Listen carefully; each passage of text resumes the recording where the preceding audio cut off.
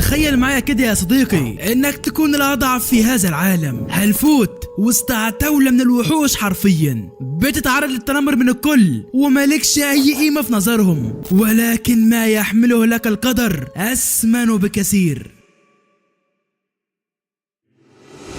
في يوم وليلة بتحصل على القوة العظمى، القوة الجبارة القادرة على إبادة أي مدينة في طرفة عين، وكل ذلك لتحكم هذا العالم.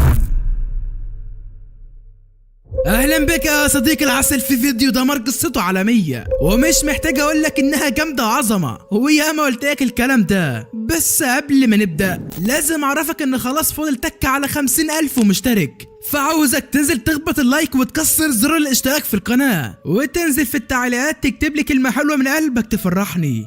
صحيح انا امبارح عملت قناة جديدة على الواتساب، فلو حابب يعني ادخل اشترك، احنا هنهزر، روح اشترك يا زميلي وانضم لجيشنا، مستنيك هناك. ومن غير ما اطول في الكلام صلى على النبي عليه افضل الصلاة والسلام، واشترك هنا وهناك زي ما قلت لك. وشكرا على 50,000 مشترك مقدما يا صديقي. والان لنبدأ في سرد أحداث الحكاية.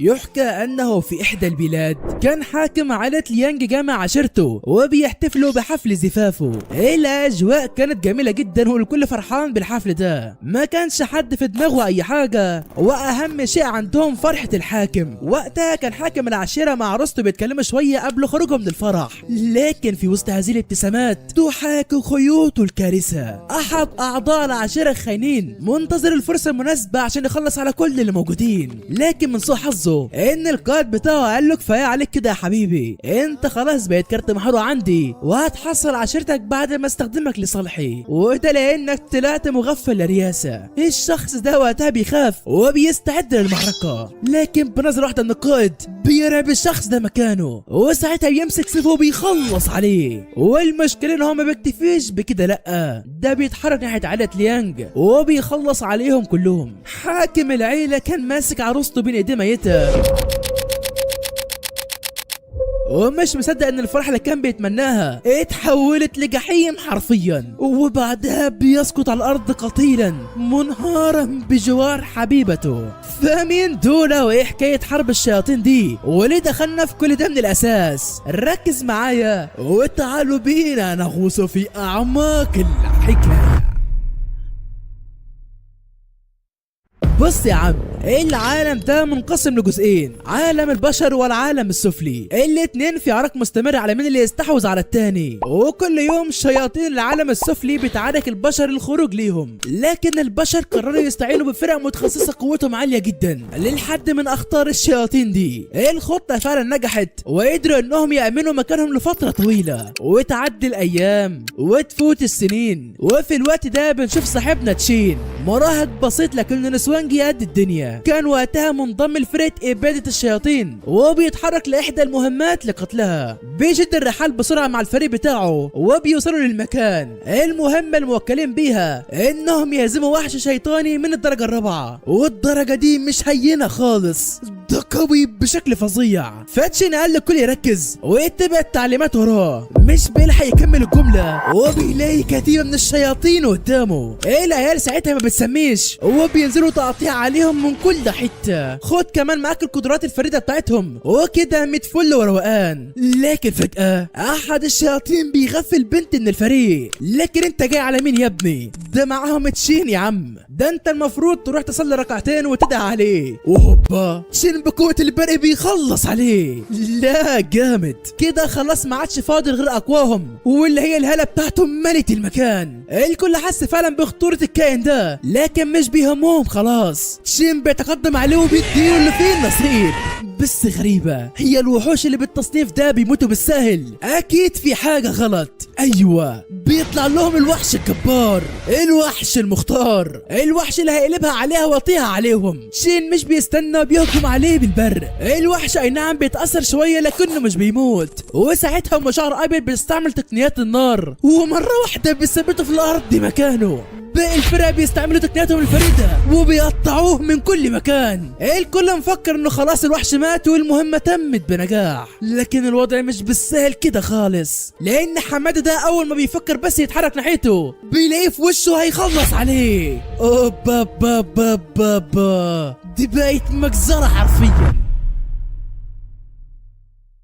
بس البت دي اللي اسمها يوشي بتلحق الموقف بسرعة بقدراتها الغريبة، فبتثبت الوحش وتشيل من وراها بيخلص عليه. بيروح بعدها للواد ده اللي بالمناسبة اسمه ياو، بيقول له خد بالك يا عم لا تموت مننا، انت ناسي الاتفاق بتاعنا ولا ايه؟ وهنا بقى بنرجع فلاش باك لماضي الثلاثة دول، فمن وهم صغيرين كانوا اصدقاء طفولة، حلمهم الوحيد هو دخول فرقة ابادة الشياطين، وده كله للقضاء على كل الشياطين اللي موجودة بالعالم السفلي، لان بسبب العالم ده انتشر الفساد والدمار في العالم بتاعهم. ومن وقتها وهم اتفقوا انهم يكونوا ايد واحدة. الله الله على الجمال يا جدعان، لكن هل فعلا هيقدروا يحققوا حلمهم؟ ده اللي هنعرفه بعدين. بنرجع للحاضر من تاني والكل مستغرب من قوة يوشي، لانها اول ما بتبص للعدو بيتجمد مكانه. اعضاء الفرقة بيحسوا بالخوف شوية لكنهم مش بيظهروا اي حاجة قدامها. وللاسف الوحش برضه ما ماتش يا جدعان. هو انت يا عم هتموت امتى بالظبط؟ زهقتنا. الكل طفح الكل وادركوا خلاص انهم لازم يظهروا قوتهم الحقيقية. في الوقت ده كمان كان الحاج الكبير ده جاي على الدنيا غلط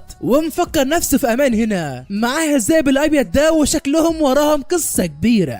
عم الحاج ده لسه بيسمي الله ويبدا يتحرك، لا مجموعه من الشياطين قدامه. والمشكله يا صديقي ان هو مش بيخاف ولا حاجه، ده بيقول لهم ابعدوا عني انا بالذات، انتم لو جيتوا عليا هعوركم ومش هشوف قدامي. الوحش ده بيبص له ساعتها واللي هو يا عم انت خرفت ولا ايه؟ انت على قد حالك ومش معاك اي حاجه تساعدك. لكن الزئب ده كان عنده راي تاني، لانه اول ما بيبص للوحوش دي كلها بيخليهم يترعشوا من الخوف وينزلوا على الارض احتراما ليه. العجوز ده بس حلو كده بيوصل للتل ده وبيفكر قنبله بسرعه، ده كله عشان يسد التل وما يقدروش يدخلوا له. بنرجع تاني بقى لتشين وياو، بيتفقوا على الخطه بتاعتهم وبيبداوا يتحركوا.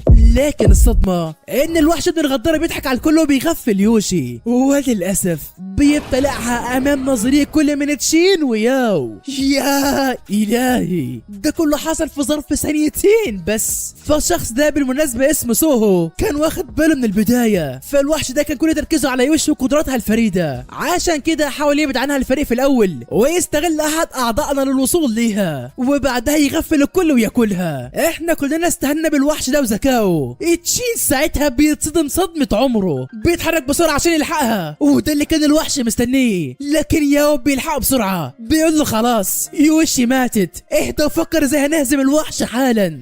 تشين مش متقبل اللي بيحصل ده ولسه عنده صميم امل انها لسه عايشه. ياو قال له اهدى بس، لان لو خدك انت كمان مش هنقدر نهزمه. وبالفعل الوحش ما قتلش يوشي ولا حاجه، ده بس بدا يمتص قوتها الغريبه ويستغلها لصالحه. بيبدا ينفذ احدى قدرات يوشي وهي تدمير المكان باللي فيه، بمعنى ادق هيبقى زي القنبله النوويه هنا لو ما قتلوش الوحش بسرعه، ساعتها كلهم هيموتوا. احد الاعضاء بيهجم على الوحش وبيسيبه، لكن الغريبه ان يوشي اللي بتتاذى بداله. الكل بيحس بيوشي فعلا، لان البنت ام شعر ابيض بتبدا تتدخل وبتهجم على الوحش، لان خلاص ما عادش عندهم وقت. شين ساعتها بيجن جنونه، محدش هيأذي يوشي، ابعد عنها بسرعه. ومره واحده بتتفاعل قوه البرة الاسطوريه عنده، الواد حرفيا قوته وصلت لمستوى تاني خالص، بيثبت كل مكانه وبيبدا يكلم يوشي. فبسبب قوه البرق دي قدر يدخل لعقلها الباطن، بيحاول يفكرها بالوعد بتاعهم وانهم مش هيسيبوا بعض ابدا. يوشي كانت بتعاني، ولكن بعد اصرار وعزيمه تشين فعلا بتستجيب ليه، وهوبا البنت بتخرج من الوحش وبيتم القضاء عليه. ام شعر ابيض اللي اسمها يوي ما كانتش مستريحه للوضع. سوهو بتقول لها انت خدت بالك من يوشي مش كده؟ قالت له يلا بينا نرجع للعشيره والكلام ده هيكون هناك. بيروح لهناك فعلا بيلاقوا العشيره كلها اموات، لانهم يا صديقي اصلا من عشيره ليانج، وزي ما انت عارف قائد الشياطين خلص عليهم. يوي وقتها بتقول ده مش شخص بس اللي قتلهم كده وخلاص، اكيد ده بمساعده احد الاعضاء الخاينين، ولو ركزتم فما فيش غير واحد بس بيستعمل قوه شيطانيه. وفجاه يوي بيتخلص على يوشي، صدمه بكل المقاييس. تشين بيبدا يتحرك يلحقها، لكن 3 من الاعضاء بيثبتوه مكانه. ياو من وراه بيتحرك على يوي عشان يخلص عليها، لكن البنت دي كانت مفتريه عليه. وقتها تشين بيجن جنونه، بيقدر يتحرر من الاشخاص دول وبيهجم على يوي، لكن سو من وراه بيغدر بيه وبيرميه على الارض. وساعتها بيقع من تشين تمثال غريب. سو بيقول لها هتعملي ايه معاه حالا؟ قالت له هو في غيره؟ هقتله طبعا. بتهجم عليه بالمنجل بتاعها، لكن على اخر لحظه العجوز ده بيوقفها. قال له انت جيت هنا زي عم انت، مش كنت في العالم السفلي من شويه؟ انت ايه حكايتك بالظبط؟ المهم يوي بتقول له انت مين؟ قال لها مع الوقت هتعرفي. التمثال ده رمز غالي عندي، فهطلب منك خدمه وانك تسيبي الواد ده عايش. قالت له طيب لو رفضت؟ رد بانه هيوقفها بالقوه. وتاكيدا على كلامه الذئب بتاعه بيرمي سوها بعيد عنه. ويوري سالته للمره الثانيه انت مين؟ انا المعلم لي. وبعد كل ده بيتم استدعاء يوي للمجلس، بتعرفه بكل الاخبار بتاعت المهمه وانها تمت على اكمل وجه. لكن لو خدت بالك فاحنا بنشوف عجوز في المكان. رئيس المجلس بيقول لها الوضع كله تحت السيطرة وهنبدأ نتحرك لتنفيذ باقي الخطة. العجوز دي بتبدأ تبتسم وشكله في حوار كبير يا صديقي.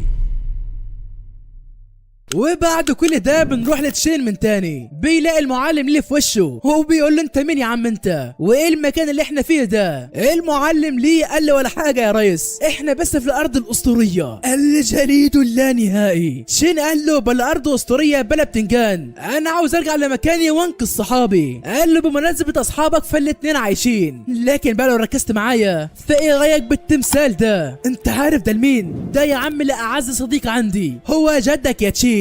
جدي؟ هو انت تعرفه منين وازاي؟ المعلم ليه قال له هتعرف كل حاجه مع الوقت، لكن لو عاوز تنقذ صحابك وتعرف كل حاجه لازم تنضم لعشيره كويجي، هناك هتلاقي كل الاجابات. وعلى فكره ما حدش بيدخلها وبيخرج منها غير لما يكون قوي بشكل فظيع. شين قال له هبقى افكر يا حاج، وبيسيبه وبيمشي. ساعتها المعلم ليه بيقول له خد القنبله دي يا عم يمكن تحتاجها بعدين. وفي الوقت ده كان ياو مغمى عليه، بيفوق في مكان غريب وجنبيه عدد كبير جدا من الجثث. هو ايه اللي بيحصل بالظبط؟ بيركز حوالينه بيلاقي وحش ضخم جدا بياكل في الجثث. الوحش بيلاحظ حضور ياو وتعالى يا حبيبي تعالى، بيمسك احد الجثث وبيرميه على ياو لكنه بيتفاداه. ساعتها الوحش بيحاول يسيبه لكن ياو بيقطع له صبعه. الوحش بيتعصب جامد وبيدعك ياو في الجدار، حرفيا بيدمر المكان باللي فيه. ياو بيغدره من ظهره، بس على مين يا عم؟ ده الوحش قدك 20 مره. الوحش ده ساعتها بيشوطه بالرجل وبيرميه بره المكان. ووقتها ياو بيتصدم لانه حرفيا في مملكة العالم السفلي. يا الهي، الوحش مش بيستنى يفكر، هو بيتحرك عشان يخلص عليه. ياو ما كانش قادر يتنفس حتى واستسلم لمصيره. وهوبا الوحش بيتخرم قدامه. ده ازاي؟ بيبص وراه بيلاقي شخص غريب وراه. هو انت اصلا بتعمل ايه في العالم السفلي؟ وفي نفس الوقت كانت شين وصل لمدخل عشيرة كويوجي، بيقابل هناك المرشد التي تدعى ليان وبتشرح لهم كل حاجة.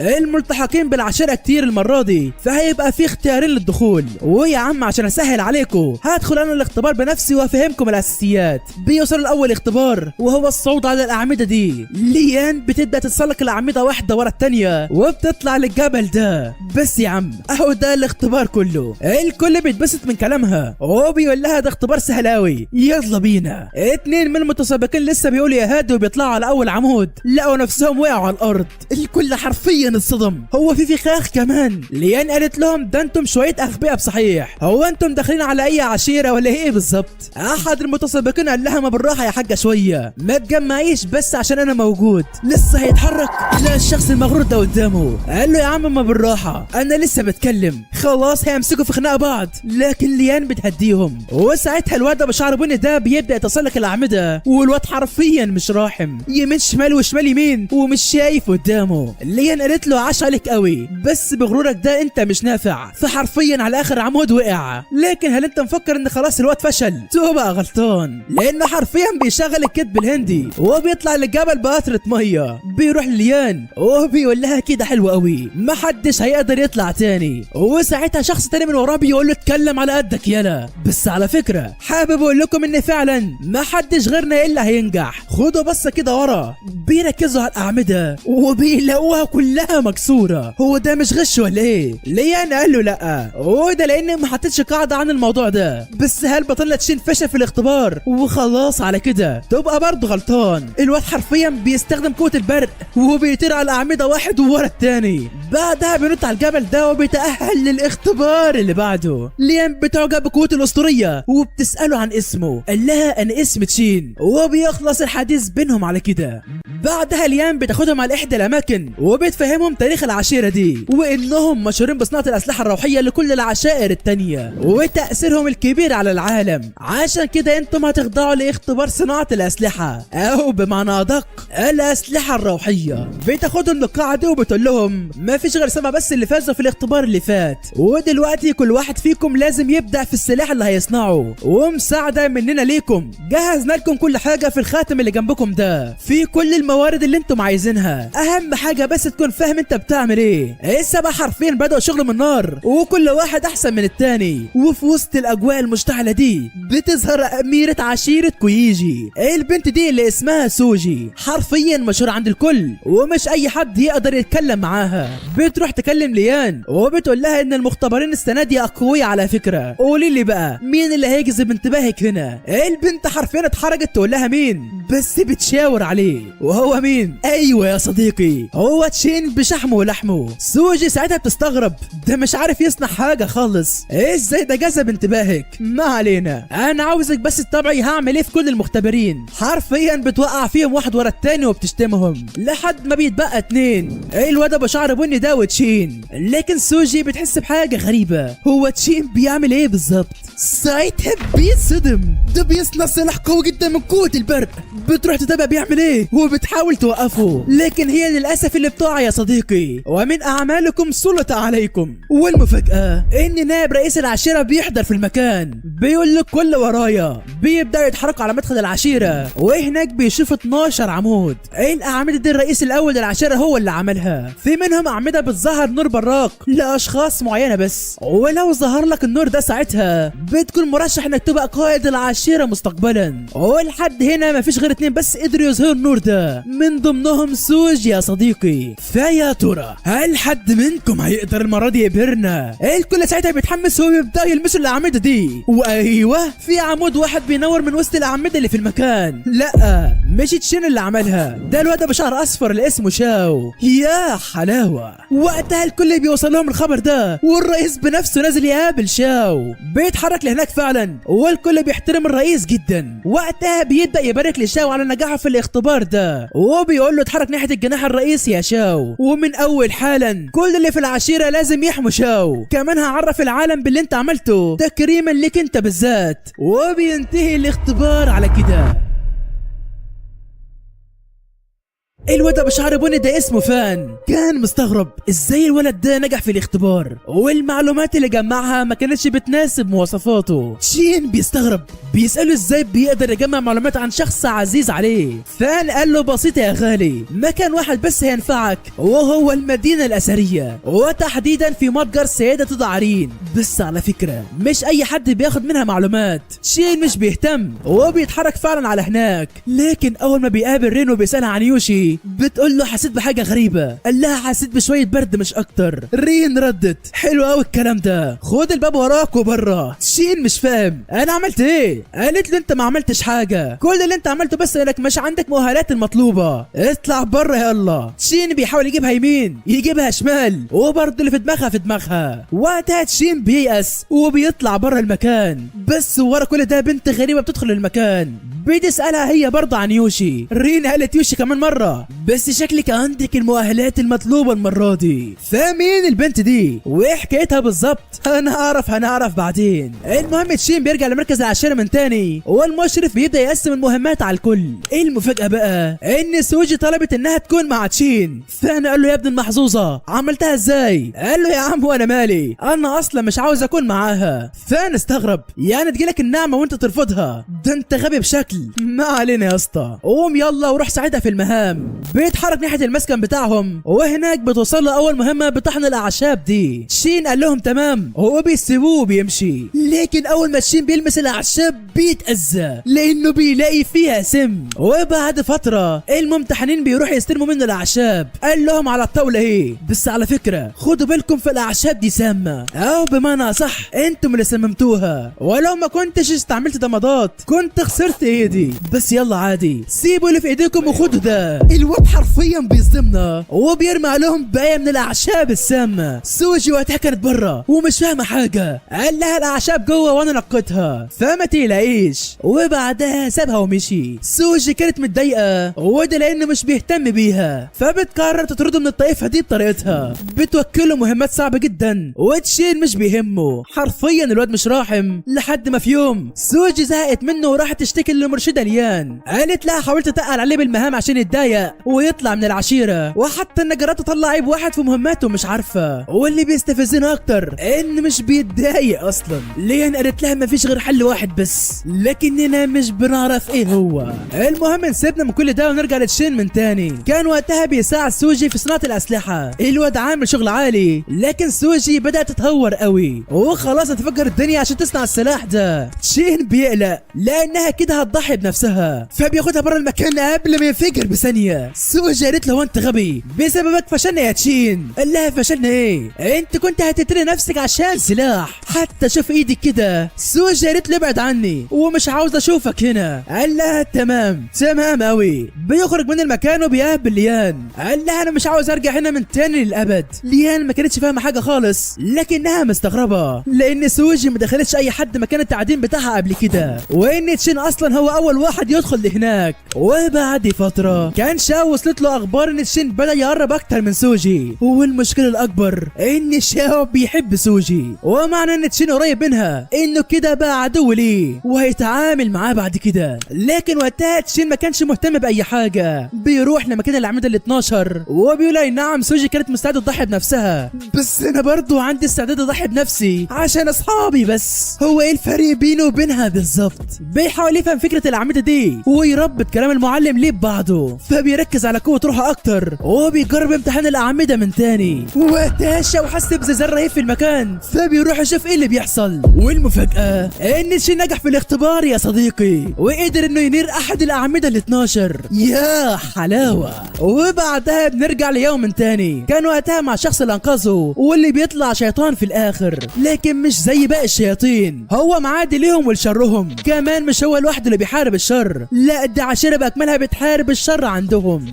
فمن الاخر كده يعتبر زيهم زي البشر بالظبط. ياو بيستغرب ازاي ده ممكن يحصل، لكن مش بيهتم. بيلاحظ في طريقه مدينه مستقله عن العالم السفلي، ولما بيدخلوا في المكان ياو بيتصدم لان في بشر في المكان عادي جدا. الشخص ده قال انا كنت بنقذهم وقتها وهم حبوا يعيشوا معانا، لكن مش بنفرق بيننا وبينهم عامه. فياو بيسال طيب والناس اللي عايزه تخرج من العالم السفلي؟ قال له انت شايف البرج اللي قدامنا ده؟ هو ده الطريق للخروج من العالم السفلي. ياو ساعتها ادرك ان هو فريقه ما يعرفوش حاجه لسه عن حقيقه العالم ده. الشخص اللي انقذه ده من رتبه جنرال، وبيسال ياو اذا كان جرحه اتشفى ولا لسه. فعلا ياو حس ان حركته اخف واتعالج بسرعه كبيره جدا، لحد ما بيقطع حديثهم شخص غريب في المكان بيقول للجنرال في موضوع مهم محتاجك فيه بس مش هينفع هنا. الجنرال قال له تمام، وبيقول لي ياو يتجول في المدينه على ما يجي من تاني. وساعتها ياو بيلاحظ حاجه غريبه، الشخص المقنع ده عنده علامه تحالف الشر. طب ازاي هو مع مين الجنرال؟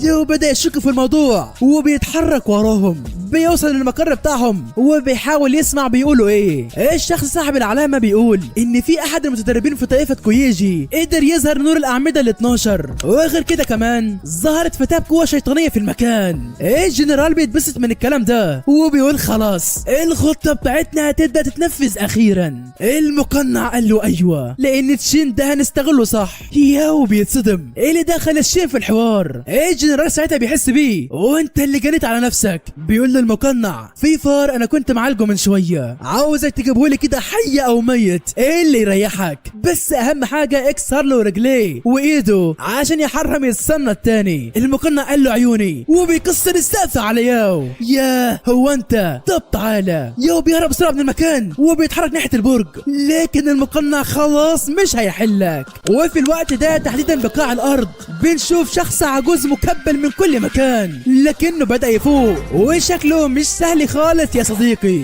بنرجع ليوم تاني بيبدأ يتحرك ناحية البرج بأقصى سرعة عنده، لكن المقنع وراك يا حبيبي. وهوبا المقنع بيقدر يوصل له في ثواني. بيقول له تصدق عيونك عجبتني، وعشان انت بتحاول تفلت مني فانا هسحب نظرك. وفعلا ده اللي بيعمله. يا وقتها مش مصدق، هو ازاي عامل كده من الاساس؟ بيحاول يهجم عليه لكنه مش شايف اي حاجة، فبيستخدم طاقته الروحية في المكان. المقنع قال له انت ما بتحرمش بقى، اقول لك يا عم تعالى. بيمسك ياو بيرميه على الارض، وبعدها بيسحب قوته الروحية. كده خلاص ياو بلا حول ولا قوة بدأ يصرخ من الألم ومش قادر. والمقنع في قمة مزاجانه بيضحك ضحك هستيري من المنظر اللي شايفه وتعذيب ياو قدامه. المقنع قال له بص انا اقدر اريحك من ده كله، مش الدماغ هو السبب الاساسي في انك تحس بالألم. طب ايه رايك اشيلها لك بالمرة وبعدها ترتاح نهائي من الألم؟ وانا هنا حابب اوضح انه مش هيرتاح من الألم بس، ده هيرتاح من الدنيا كمان. المقنع بيبدأ انه يستخدم سحره عشان يشيل دماغه، لكن ياو ساعتها بيظهر قوة جبارة، قوة لم يظهر لها مثيل. الشخص المقنع استغرب، هو مش انا سحبت قوته منه، لكن بيدرك ان دي اغبى حاجة عملها، لان بطريقته دي اخرج الوحش اللي جواه بالغلط. فللعلم ياو عنده مركز قوتين بيغطوا على بعض، قوة روحية والتانية شيطانية. ولما القوة الروحية اتشالت ساعتها الوحش اللي جوه ياو خرج عن السيطرة، وبعدها المقنع بيستعد لمواجهته من تاني. لكن المفاجأة ان ياو بيتجاهله وبيتحرك ناحية البرج.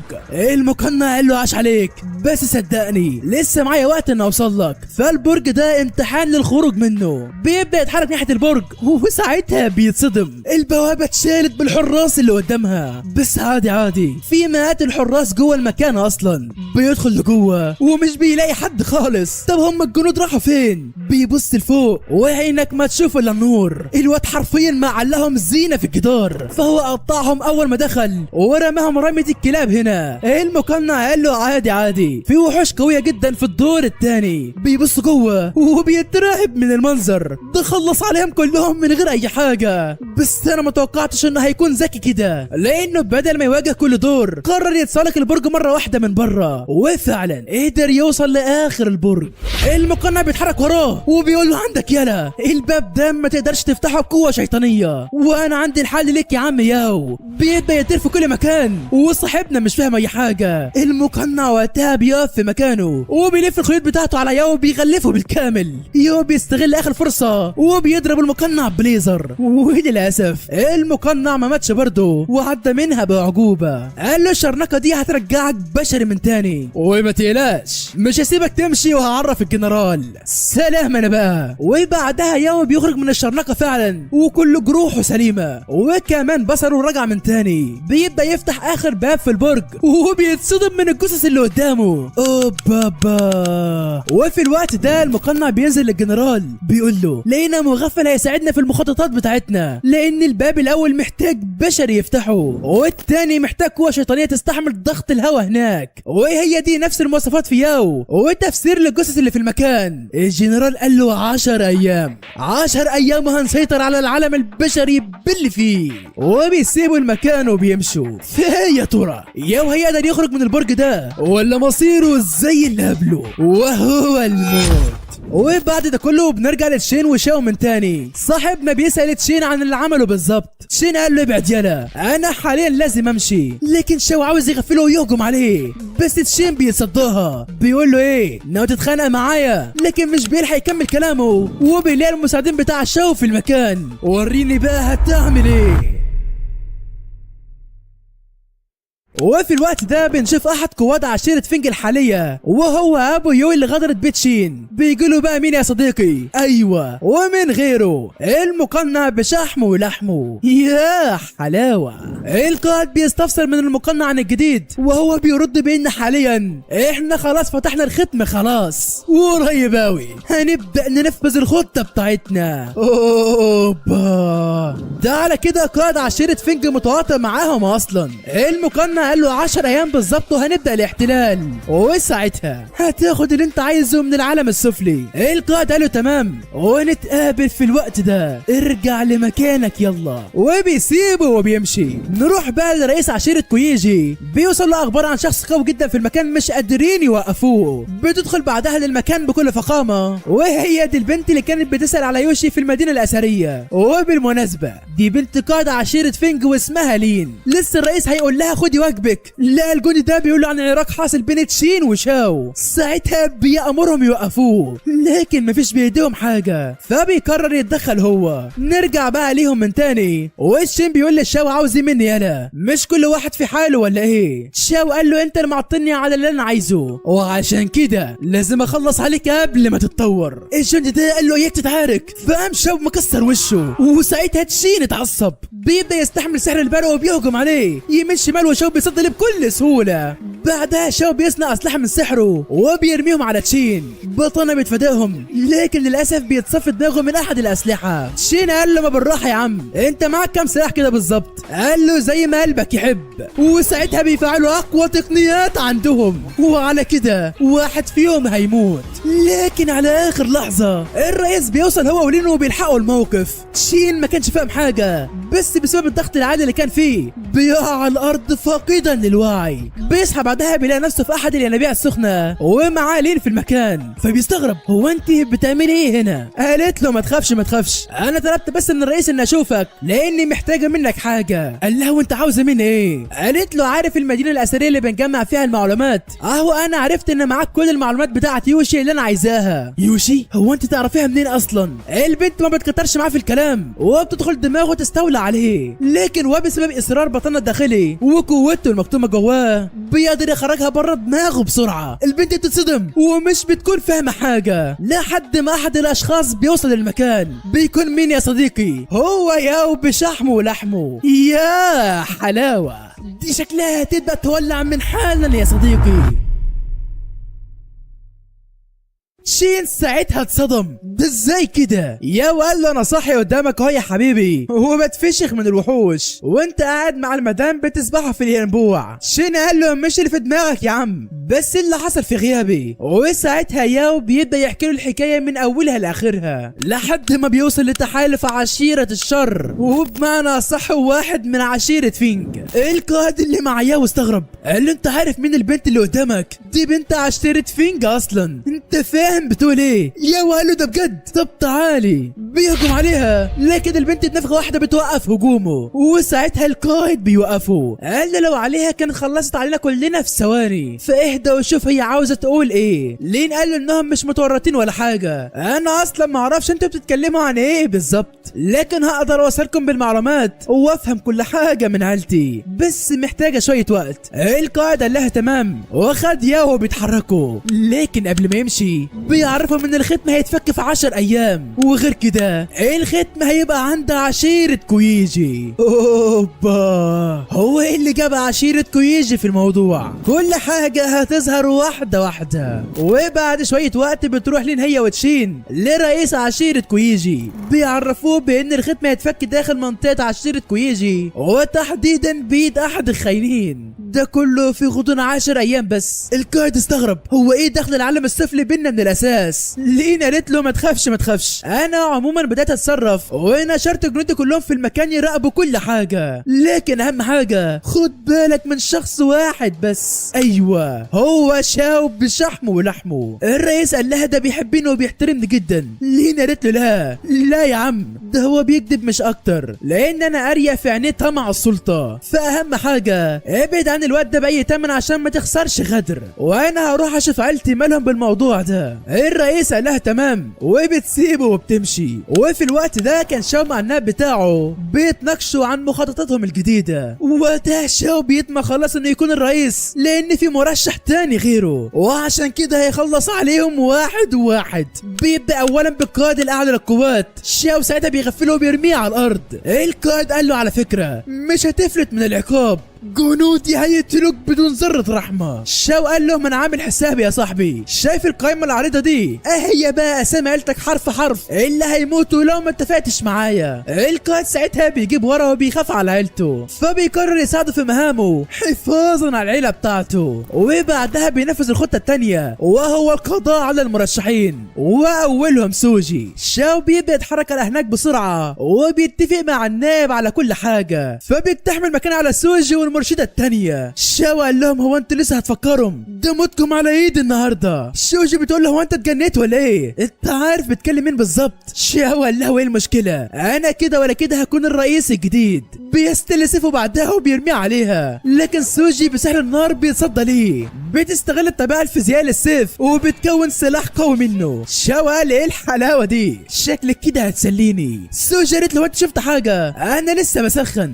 بيبدأ الهجوم على بعض وواضح التفوق لشاو. سوجي وقتها بتجره بالكلام وبتحاول تفهم نواياه بالظبط، فشاو بيقول لها انه مش هيستنى 10 سنين قدام على ما يكون القائد. انا هستغل اقرب طريقة ممكن وهحتل عشيرة كويجي كاملة. سوجي قالت له ده انت مختل عقلي بقى، بس حظك الزفت انك جيت قدامي. شاو قال لها ما تقلقيش ما تقلقيش، انت مجرد حشرة اصلا. سوجي وقتها اتعصبت وبدأت الهجوم على شاو، لكن المعلم بيثبتها بسيوفه من كل حتة. قال لها كفاية عليك كده يا ماما، انت جبتي اخرك معايا. وبيصنع سيف ضخم جدا وبيرميه عليهم، وفجأة ليان بتستعمل سحر التلج وبتاخد الضربة بدلها. سوجي بتتفرج على المشهد قدامها وبتنهار، فبتستعمل اقوى تقنية عندها، تقنية الفرن الملتهب. بتحوط نفسها بحاجز من التلج وبعدها بتشغل الفرن لاقصى درجة حرارة. شاو قال لها تقنية جميلة وبتنفع في الاوقات دي، بس المشكلة ان انا اصلا بقدر استحمل الحرارة ايا كانت درجتها. سوجي وقتها ادركت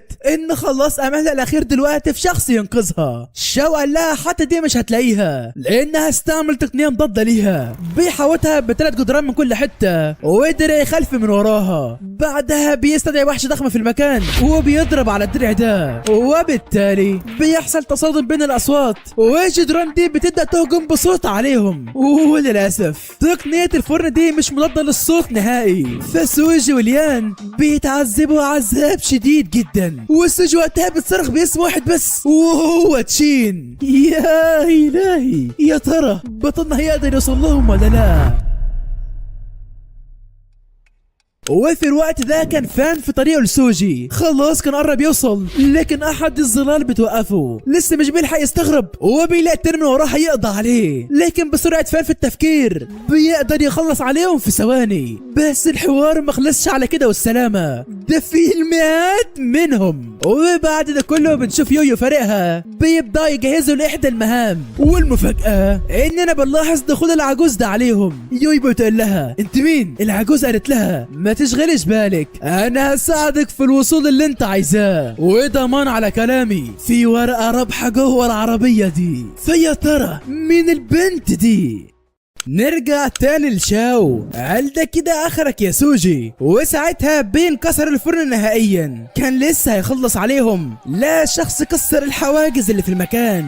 بيطلع مين بقى يا صديقي؟ ايوه هو فان. طب ده ازاي؟ المفروض ما تعديش من الظلال. قال له ما فعلا كلامك صح وكل حاجه، بس المشكله انك نسيت تحط احتمال ان ممكن تشين يكون معايا. اوبا مش بيكمل، وبيلاقي تشين بيتشكل مع زل صغير وراه، بيحرقوا بالبرق بعدها وبيقول لهم اعذروني يا جماعه انا اتاخرت بس هفشخك برضه يا شاو. قال له ده في احلامك يالا. بيغفلوا بالسيف لكن تشين بيتفاداه، بيهجم على بعض لكن شاو برضه اقوى، فالكل بيجي لهم فكره جباره بيبدا ينفذوها فعلا. وسوجي بتستعمل السلاسل الناريه وبتثبت احد قدره على شاو. شاو قال لها عادي عادي، بايد واحده اخلص عليكم برضه. لسه هيستخدمها، لا هي كمان اتثبتت. فانا قال له يا عم مالك انت ما عملتش حسابي ليه بس؟ ومن وراه ماشيين بالبرق وبيهجم عليه. الكل كان مفكر انهم انتصروا،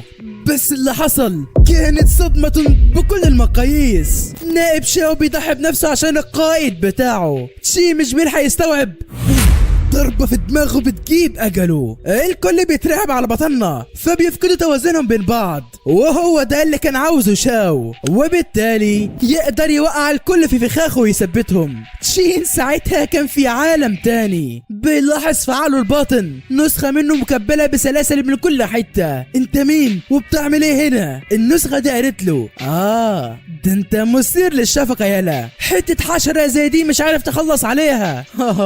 عموما بما انك هتموت بالشكل ده فاسمح لي اتدخل المرة دي. وبعدها بنلاحظ تليك في ايد شاو، وهوبا شاو بيفقد دراعه في ثواني. هي مش دي ليان لانها مستعملة جليد، لكن اللي بيفاجئهم يا صديقي هو ان القوة دي كانت من تشين. ايه بس ده ازاي؟ لكل شخص مجال محدد من القوة، ازاي انت معاك قوتين مع بعض؟ بس ده كان بيسخن يا صاحبي لانه بيعالج جرحه المميت كمان. وساعتها شاو ما بقاش فاهم حاجة. هو انت لسه هتفكر؟ موت يالا. تشين بيستعمل سحر التلج عليه وبيغفل شاو بسرعة، لكن للأسف النائب بيضحي بنفسه وبيموت بدل شاو. وساعتها شاو بينهار على الآخر، بينهار من فقدان احد الاشخاص الوفيين ليه. وبعد كل ده كانت رين راجعه للعشيره بتاعتها عشان تستفسر على كل حاجه من ابوها، لكن المفاجاه انها بتحس بخروج حد، وفعلا بيطلع المقنع يا صديقي. بيستغرب لانه بيحس بقوه روحيه في المكان، بس مش بيهتم بيدخل المكان من تاني. رين بدأت تشك في كل اللي بيحصل، فبتبدأ تتصنت على اللي بيحصل هنا، وبتنصدم صدمة عمرها لأن أبوها كان بيمتص أحد الوحوش الشيطانية للاستيلاء على قوته. بيبدأ يحس بتغير في قوته وطبيعتها، بس ده مش كفاية، محتاج قوة كمان. بيشك في ان في حد برا فبيكسر الباب اللي وراه، بس للأسف مش بيلاقي حد برضه. لكن على مين يابا؟ ده بيقدر يمسك ريشة من هدومها، لكنه بيعمل نفسه ما شافش حاجة. بنرجع لشاو من تاني. تشين قال له الصراحة ما كنتش اتوقع انك هتكون عاطفي كده، بس على فكرة مش هتكمل كتير وهبعتك ليه. والمشكلة الكبرى ان عيون تشين بتكون متغيرة بشكل مش طبيعي. بعدها تشين بيستعمل سحر التلج على شاو، بس بغباء حبتين. مش كده وبس، لا ده السحر بيصيب كل اللي في المكان. سوجي بتحاول توقفه عن اللي بيعمله لانه كده هيقتلهم، لكن تشين في حتة تانية خالص. فللأسف ده مش تشين يا صديقي، ده الوحش اللي جواه مش اكتر. سوجي عرفت ان بالمعدل ده هيموتوا كلهم، فبتستعمل سحر النار وبتحاول توقف تشين. بتقول له ارجع لطبيعتك، ده مش انت، ارجع يا تشين، كلنا محتاجينك، انا محتاجاك. تشين قال لها بلا محتاجاك بلا يحزنون، انت مش فارقه معايا بجنيه اصلا، وبيرميها على الارض. لكن في داخل تشين بيحس بكل حاجه، بيفتكر ده نفس الموقف اللي حصل مع يوشي، وساعتها بيرجع السيطره ليه من تاني. بيتاسف للكل عن اللي حصل وبيوقف سيطره الشيطان اللي جواه. شاو قال له انا فعلا بحسدك يا تشين، وبيطلع ان شاو ما ماتش ولا حاجه، ده اتجمد في مكانه بس مش قادر يتحرك.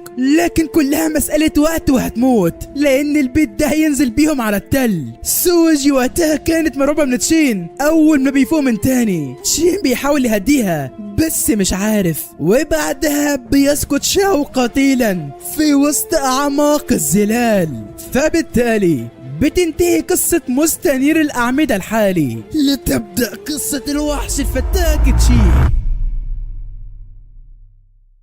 المهم بتعدي فترة من الحوادث دي وبنشوف تشين محجوز جوه المكان ده. سوجي بتروح تطمن عليه وبتقول له اخبارك يا فنان؟ قال لها بعيد عني، بعد الشكر اللي كنت منتظراه من انقاذك. عموما انا دلوقتي وحش، ابعد عني لهزيكي. سوجي قالت له انا عارفه انه خارج عن ارادتك، لكن صدقني هخرجك من هنا. احد كبار القادة بيقطع الحديث ما بينهم وبيقول يا تشين قوم الرئيس محتاجك. بيوصلوا للمكان هناك والرئيس بيقول يا تشين اسمع كلام الشخص ده، فهو ده احد الرسل من دولة فينج. المرسل بيبدأ كلامه وبيقول انهم ناويين يعتقلوا تشين بعد اللي عمله في قتل شاو، لانه من نفس العشيرة بتاعتهم. سوج قالت له تاخدوا مين والناس نايمين؟ شاو اللي جه علينا وتشين اللي انقذنا. الرئيس قال لها حلو الكلام، بس انا مش هضحي بحد تبعي، ولو هتكتر بالكلام يا عم المرسل انت، فالقائد بتاعي هيتعامل معاك. القائد مش بيكتر معاه وبيفصل رقبته عن جسمه، وده كده معناه اعلان الحرب بين العشيرتين. يا ترى من المنتصر؟ الرئيس بعدها بيقول لتشين انه يرجع لغرفة الحجز بتاعته مع الحراسة المشددة لحد ما نفهم قوتك الغريبة دي مصدرها ايه. سوجي قالت له يعني قصدك ايه؟ يعني هنرجعه للسجن تاني بعد كل اللي عمله لينا؟ الرئيس قال لها ما قدامناش غير كده حاليا عشان ما يقتلش حد بالغلط. تشين قال لها خلاص يا سوجي انا مرتاح كده، ما تشغليش بالك انت، حاولي تحمي اهل العشيرة اهم حاجة. ولسه هيتحركوا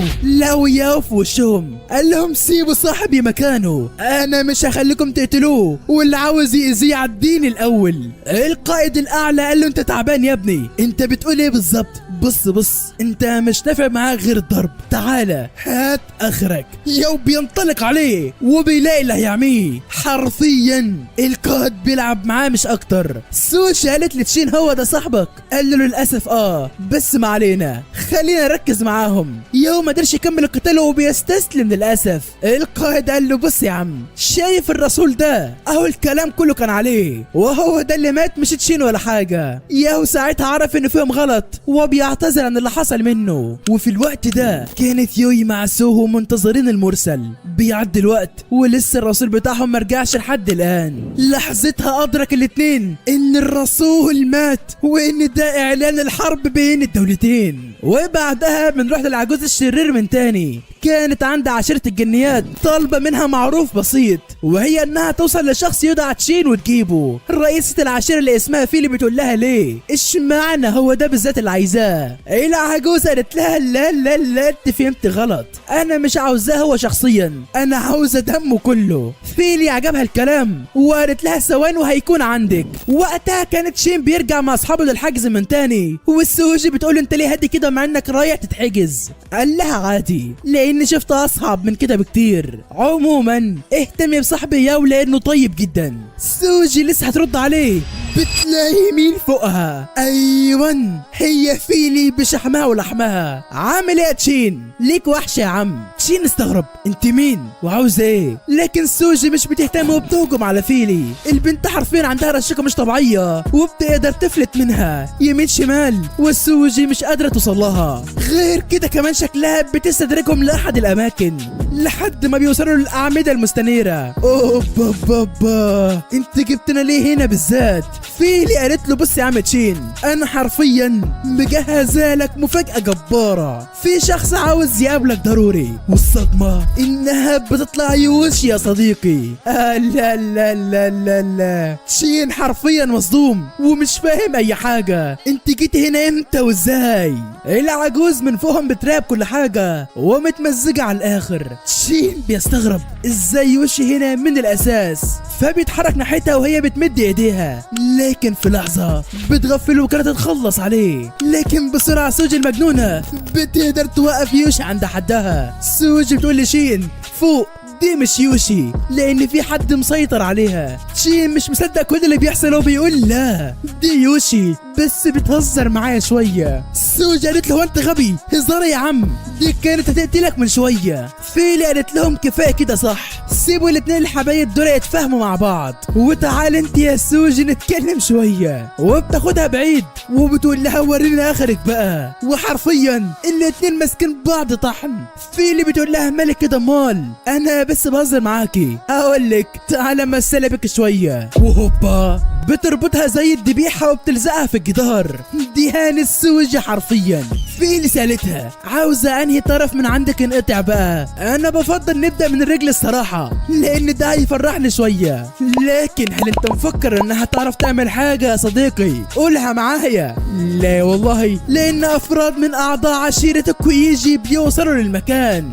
فيلي قالت ايه الحلاوه دي، شكل اللعبه هتحلو من دلوقتي. وبعدها بنرجع ليوم من تاني، والقائد ساعتها بيحاول يحلل قوه ياو وبيفهم ان عنده قوه شيطانيه بجانب قواه الروحيه. لكن الغريب بصراحه ان المفروض القوه دي تقتله بالمعنى الحرفي، لكن الواد بيتمشى قدامي عادي وبيسال ياو اذا كان بيحس بحاجه غريبه ولا لا. وساعتها ياو بيترعب من الاحساس اللي حل عليه عليهم حالا. ايوه المقنع وصل للعشيرة، وفي الوقت ده كان فان واقف عند السور ده منتظر حد معين، وتخيل يبقى مين يا صديقي؟ هو المقنع بشحمه ولحمه. المقنع قال له ايه يا فان؟ عملت اللي قلت لك عليه. فان قال له عيب عليك يا رياسة، طلباتك مجابة كلها، بس حبيت استشيرك في حاجة. شفت قوة المية اللي في ايدي دي؟ المقنع استغرب، عاوز ايه يعني؟ قال له حلو، طب خد. المقنع ساعتها بيتقطع لاشلاء قدامه، هو بالساهل كده يموت ولا ايه؟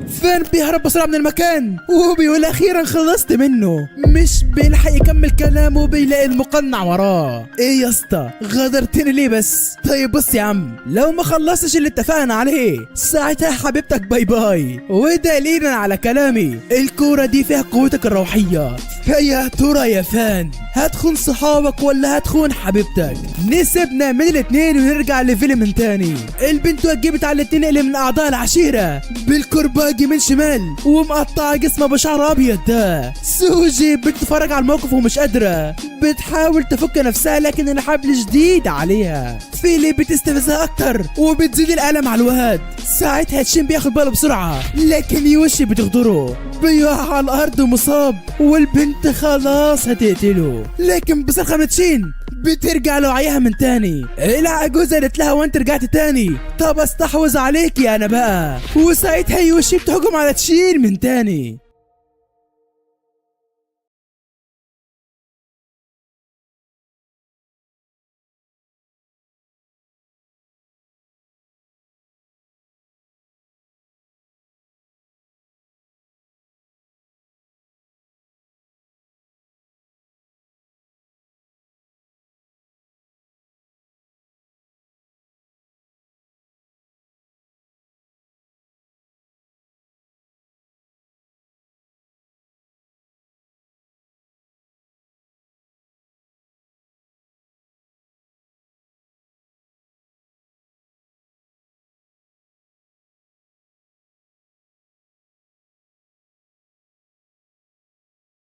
وقتها كان فان بيحاول يوقف المقنع عن حده. بس انت بتعمل لي بس يا ابني، فضحتنا. المقنع بيقول له الزم حدودك يلا، انت عارف بتعارك مين؟ بيرميه بعدها وبيقول له التزم بالخطه اللي اتكلمنا عنها لان النهارده يوم الغزو بتاعنا. اوبا بابا، هو مش المفروض كان بعد 3 ايام؟ طب ازاي كده؟ وفي الوقت ده بيوصل ياو للمكان. المقنع قال له ليك وحشه يا ياو، مالك كده جاي متعصب ليه؟ ياو قال له حاجه واحده بس، انت عاوز تأذي تشين مش كده؟ تعالى. بيهجموا على بعض الاتنين وحرفيا بيدمروا الاماكن من كل حته، الجدران حواليهم بتنكسر وفان بيتابع من بعيد مش فاهم حاجه. ياو بيغفل المقنع بسرعه لكنه مش سهل برضه يا صاحبي. ياو بيلاحظ فان وبيقول له هو مش انت صديق تشين؟ بتعمل ايه هنا ولا تكون بتخونه؟ فان ما قدرش ينطق بكلمه فبيهرب من المكان بسرعه. بتستكمل المعركه بين ياو والمقنع ومحدش قادر على التاني لحد ما المقنع بيستغل الفرصه المناسبه وبيثبت ياو تحت رجليه. ياو قال ما بدهاش وبيستعمل قوته الشيطانيه عليه. المقنع ملحقش يفكر وبيلاقي ضربه في وشه بتجرحه. ياو بعدها بيتضرب عليه بضربه قويه جدا بتجيبه على الارض.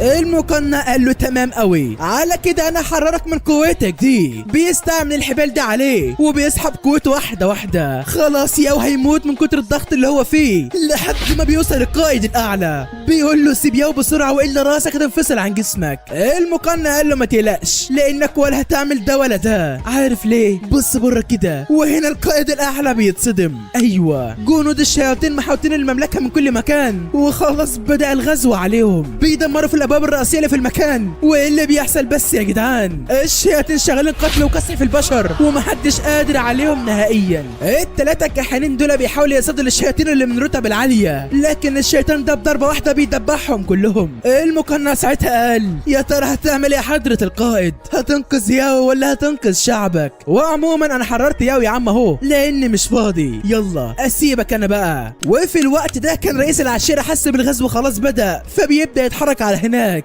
لكن المفاجأة ان يوي بتوقفه هي والعشيرة بتاعتها. يا الهي ده مش وقتكم خالص. يو قالت له ما تقلقش ما تقلقش، انت هتحاصر شعبك حالا اهو. الرئيس بيقدر يفلت منها لكنه بيستغرب، هو مش المفروض ان اعضاء العشيرة الكبار ماتوا على يد الشياطين؟ ازاي بيتحالفوا معاهم؟ يوي قالت له لان ده من مخططنا اصلا. الرئيس بيقول انا متوقعتش ان عشيرة فينج هتتحالف مع الشياطين، لكن كده لازم ادخل ضدكم. وبعد ده كله بنرجع لتشين من تاني. حرفيا وش شغال عليه تشريح من كل مكان، بتقطع في وشه حرفيا، لحد ما تشين بيلاحظ العجوز دي عارف انها تحط سيطرتها، فبيستعمل سحر البرق وبيطير عليها. وهوبا يوشي سبقته وخلاص هتفصل رقبته عن جسمه. يا الهي يا ترى يا تشين هل هتموت على يد حبيبتك؟ ايه اللي حاولت تحميها بشتى الطرق؟ دي شكلها نهاية صفحتك يا صديقي.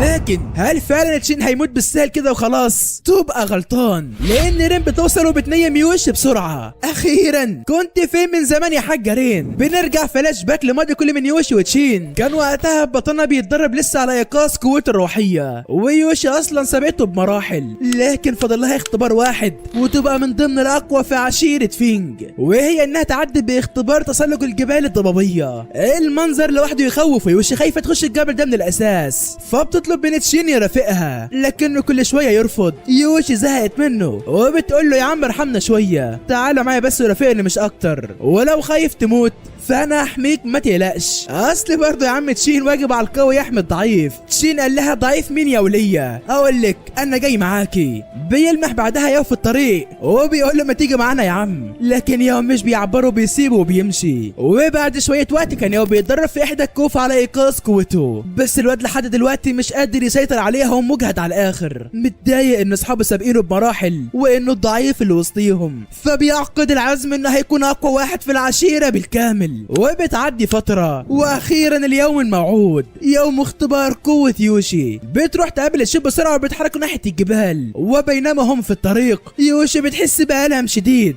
حرفيا البنت بتتغير ملامحها 180 درجة وتحس ان حاجة استحوذت عليها، لكن بعد كده بتفوق بسرعة وبتستخبى في المكان ده. بتقول لي تشين ان هنا الامتحان بتاعنا، هسجل ان انا اتسلقت الجبل لوحدي وخلاص قفلت اللعبة. تشين قال لها خلصانة انا هنتظرك هنا. وبعد ما يوشي بتتحرك ولسه هتسلم على الممتحن بتاعها لقيت دماغها مرشوقة في الشجرة. اوبا ده ايه الرعب ده؟ مش كده وبس، لا اشخاص لابسين اقنعة غريبة مخلصين على كل الممتحنين اللي جم هنا. واحد منهم بيقول لباقي الرجالة ان في فريسة جديدة ظهرت في المكان لسه هيروح يخلص عليها. لا تشين في وشه، بس بتعمل ايه يا حبيبي؟ هو انت بتجرح نفسك بنفسك؟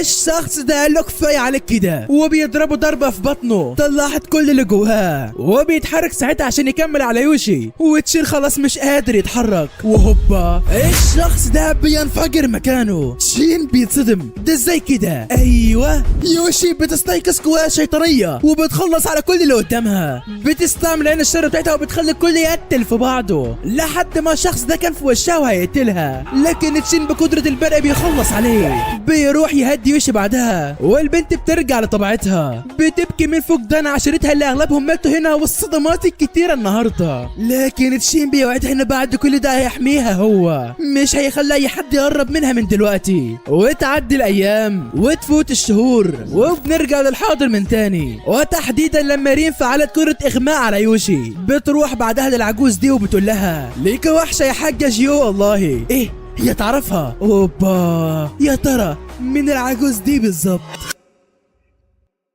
تشين حب يساعد رين ويقف جنبها، لكن فيلي كان عندها رأي تاني. بترزع تشين بالكوع بترميه مكانه، بيسقط بعدها تشين منهارا ومغمى عليه. رين بتلاحظ كل ده وبتتحرك بسرعة ناحية فيلي، بتقول لها لا جامدة يا بت، بس على فكرة الواد ده تبعي. بتفعل قوتها الغريبة بس فيلي تهرب بسرعة. جيو قالت لها اياك تقربي من رين بأي شكل، دي تسيبها لي وانا هتعامل معاها. رين قالت لها لا جامدة يا حاجة، قولي لي بقى جبت الثقة دي منين كلها بقى؟ وساعتها الهالة بتاعت حياتهم غمرت المكان. لكن اللي ما كانوش يتوقعوه ان في قوة شخص بيثبتهم مكانهم هما الاتنين. حرفيا اترعبوا من قوته الشيطانية. نعم يا سادة، انه تشين اوليفرد البطل المغوار. لكن وقتها جوا وعيه الباطن مش فاهم هو فين، لحد ما بيلاقي شخص مكبل بسلاسل بيقول هو انت تاني، لكن مش هو الروح الشيطانية اللي جوا تشين، ده العجوز اللي اتكلمنا عنه قبل كده. اوبا. تشين بيقول له انت مين؟ العجوز رد بانه مش لازم يعرف، انا محبوس هنا من مئات السنين ولاحظت انك ضعيف بشكل مش طبيعي، لكن على العموم يا عم انا عندي حل يخرج كل القوة اللي جواك، بمعنى اصح قوتك الحقيقية. تشين مش فاهم انت بتقول ايه يا عم؟ العجوز قال له عشان تفهم قرب مني شوية، متردد وخايف زي حالاتك ولا هتتغير. تشين غروره بيسيطر عليه وبيتقدم لعنده. العجوز ما صدق غباء بطنه وبدأ يسيطر عليه. حرفيا تشين بيصرخ من الألم مش قادر، بتظهر جوهرة في نص دماغه والعجوز بيتبسط على الآخر، بيفعل قوته الدموية على الجوهرة دي وبيسيطر سيطرة كاملة على تشين. في الوقت ده كان رئيس عشيرة كويجي محاصره من كل مكان. يوي بتخلص على كل الجنود اللي معاه وبتقول له ايه خفت؟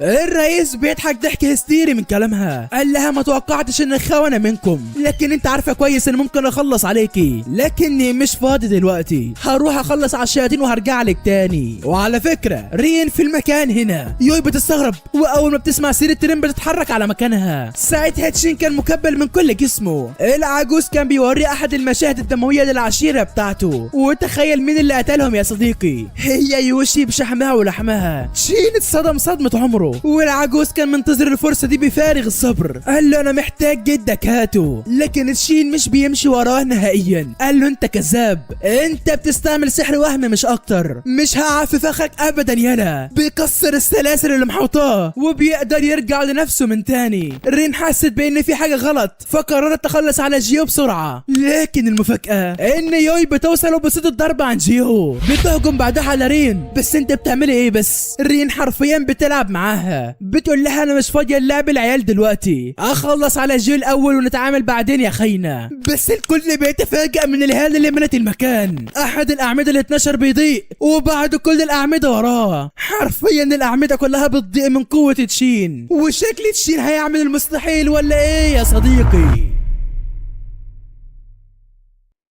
وقتها كان ياو القائد الاعلى بيحسب قوة تشين الاسطورية. ياو بيقترح على القائد يروح لهناك والقائد بيوافق، بس يخلصوا على العقبة اللي قدامهم دي. وعلى فكرة شكل تشين هو المفتاح اللي هيساعدنا في السيطرة على الغزو ده. الرئيس كمان بيلاحظ انارة الاعمدة ال 12 ومش مصدق ازاي ده حصل، لان تشين يبقى اول شخص يعمل كده. كل اللي ما عارفه ان هو اللي هيحررهم من الغزو ده، فبيطلبوا من الرئيس يتحرك على هناك، لكنهم محاوطين باقوى قوات الشياطين. لكن نائب القائد قرر يضحي بالكل عشان يخلي الرئيس يوصل لتشين. الرئيس رفض وقرر يفضل معاهم هنا، بس كل افراد العشيرة قالوا له يتحرك لان دي اخر فرصة ليهم، ولو ما استغلوهاش ساعتها العشيرة كلها هتموت بما فيهم انت. الرئيس بيتضايق لان مفيش فايدة، مفيش حل غير ده. نائب القائد بيستعمل دماء كل الجنود وبيحاول الرئيس بطريقة قوي جدا، وساعتها رئيس عشيرة كويجي بيهرب من المكان ناحية تشين. نرجع بقى لرين ويوي من تاني، لسه بيتخانقوا على مين هيقتل جيو الاول، لكن المفاجأة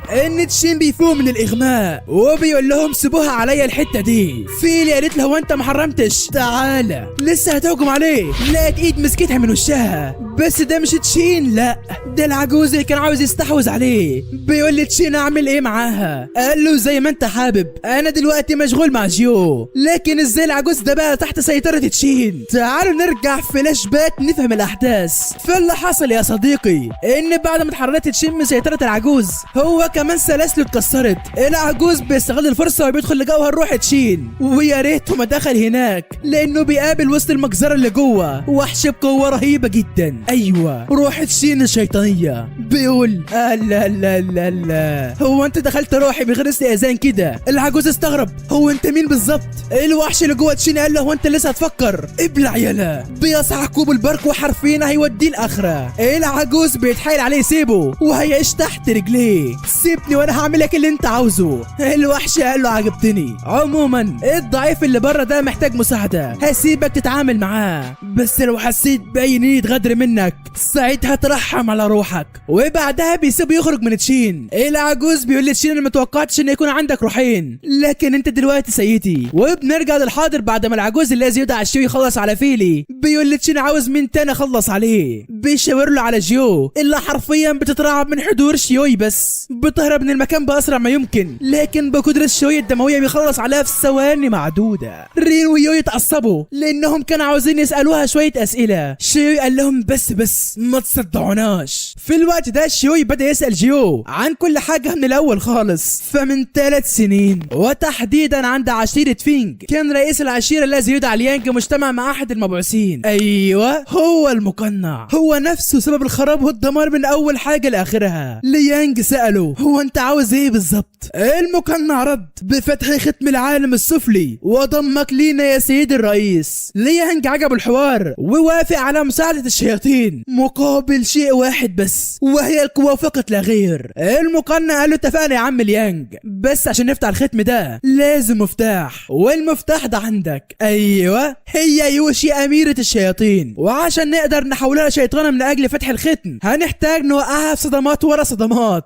ليانج ما فهمش الكلام، لكن المقنع قال له سيبها عليا خالص يا معلم واتفرج. فبعد فتره مش كبيره وتحديدا يوم انتهاء اختبارات يوشي، المقنع وقتها قتل كل الممتحنين هناك واسس كل حاجه. ساعتها يوشي فعلا اتحولت لشيطانه، لكن تشين لحقها من حسن الحظ، وبرضه هو سبب في قتل اهم اعضاء عشيره فينج. ومش كده وبس، لا اصلا عشيره فينج ماتت على ايد يوشي، بس سبب في كل ده المقنع. وبعدها هو سبب في تحول يوشي لشيطانه في المغاره مع تشين، لكن تشين انقذها برضه للمره الالف. وساعتها المقنع قرر يخلص على تشين الاول، فسيطر سيطره كامله على يوشي وكان هيخلص عليه بيها. لكن رين خربت عليه كل حاجه حصلت، وقدروا انهم يعطلوا فتح الختم مؤقتا. لكن المقنع لسه معاه خطه تانيه لده كله، بس محدش عارفها لسه. شيوي قال لها كتر خيرك على كده وموتي يلا بقى. تشين اتضايق وجاب اخره خلاص، لان طول الوقت ده كانوا بيدك لشخص واحد بس، وهو المقنع مجهول الهويه. وبعد كل ده يا عم صديقي كان المقنع بيواجه نائب الرئيس، بيحاول يفكر هيكسر الحاجز ده ازاي. بس انا افكر ليه؟ انا معايا خونه جوه المكان اصلا. بيفعل وقتها وضع السيطره على احد الاشخاص، وبيستعمل سحر الظلال على الكل وبيخلص عليهم. شين والباقي حسوا بان في خطر جاي عليهم، لكن تركيزهم كلهم على المقنع بالذات. سوجي قالت لهم انا عندي حل لكل ده، لكن محتاجينك يا تشين لانك اقوى واحد فينا دلوقتي. شوي قال لهم طب بطلوا حب ومحنا دلوقتي، لان في شخص قوي جدا داخل علينا. وتخيل مين هو يا صديقي؟ ايوه هو ليانج رئيس عشيره فينج بشحمه ولحمه. يوي ورين بينطلقوا عليه عشان يوقفوه، بس انت بتعمل ايه بس يا ماما؟ جاتك نيله كسفتونا. شيوي قال محدش يتحرك وانا هتعامل، وبدا يهجم على ليانج. لكن طبعا التفوق لليانج ومفيش مقارنه، بس شيوي مش سهل برضه وبيعافر معاه بشتى الطرق لحد ما القتال بيتحول لقتال في السماء. في الوقت ده بيوصل رئيس عشيره كويجي وبيعرف تشين وسوجي ان محدش فاضل غيره، بس بيتوسل ليهم بعدها انهم يساعدوه لانه بالطريقه دي العالم هيتدمر. فيا ترى ايه اللي هيحصل بعد كده؟